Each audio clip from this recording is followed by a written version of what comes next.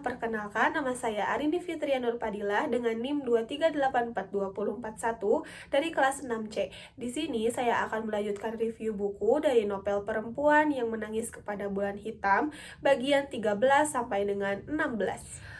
Pada bagian ini diawali dengan Magi yang sedang berada di dalam kamar, kemudian Tamo masuk untuk memberikan makanan dan juga minuman kepada Magi. Namun Magi tetap pada pendiriannya bahwasannya dia tidak akan pernah memakan ataupun meminum dari makanan dari kampung tersebut. Kemudian Tamo pun keluar dan Magi pun berpura-pura memakan dan minum makanan yang telah diberikan oleh Tamo tersebut. Kemudian Tamo sedang berbincang di luar kamar. Kemudian Magi mendengarnya bahwasannya Leba Ali sedang tidak berada di rumah.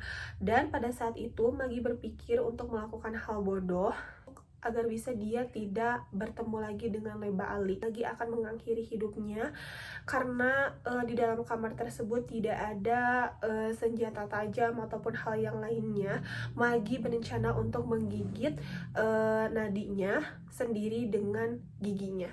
Magi pun melakukan hal itu beberapa kali, kemudian pada akhirnya pada gigitan yang terakhir Magi sudah merasakan lemas, tangannya sudah banyak berlumuran darah dan pandangannya sudah kabur. Diceritakan Magi sudah berada di rumah sakit.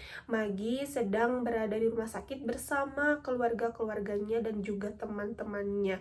Dan pada saat itu Magi sudah sadar dan Magi sangat marah terhadap ayahnya yang sudah melakukan hal ini kepadanya, walaupun itu belum tentu ayahnya yang melakukannya.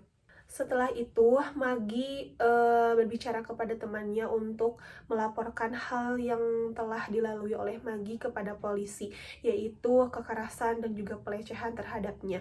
Kemudian pada saat yang bersamaan dua polisi datang untuk menemui Magi untuk menanyakan beberapa hal tentang kejadian Magi. Dan di sisi lain, Leba Ali sedang memarahi semua orang yang ada di rumahnya karena dianggap tidak becus untuk menjaga satu perempuan saja.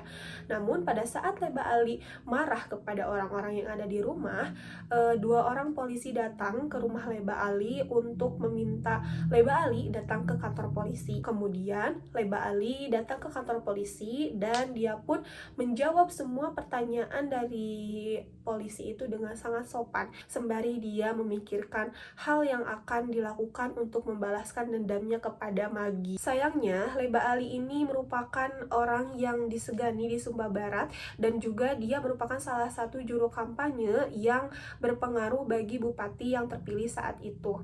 Kemudian Leba Ali menyatakan bahwa dia sudah membuat perjanjian dengan keluarga Magi itu cukup meyakinkan polisi, dan akhirnya dia pun diizinkan untuk pulang pada saat malam itu juga, namun dia tidak diizinkan untuk keluar kota sementara.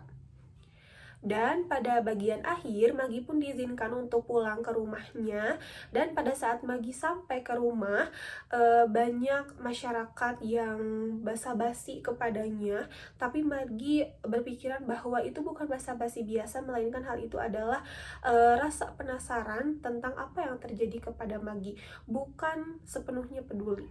Magi pun bertanya-tanya kepada ayahnya mengapa masyarakat yang ada di sana begitu aneh ketika melihat Magi.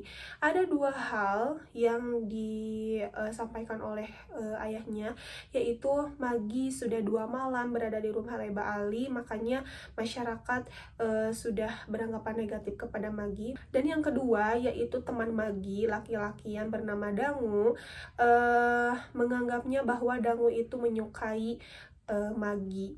Namun Magi pun terheran kenapa masyarakat menganggap bahwa Dangu itu menyukai Magi, padahal mereka hanya sebatas teman saja. Masyarakat begitu beranggapan negatif kepada Magi sepulang Magi dari rumah sakit. Mungkin sekian dari review bagian 13 sampai dengan 16. Mohon maaf apabila ada kesalahan. Wassalamualaikum warahmatullahi wabarakatuh.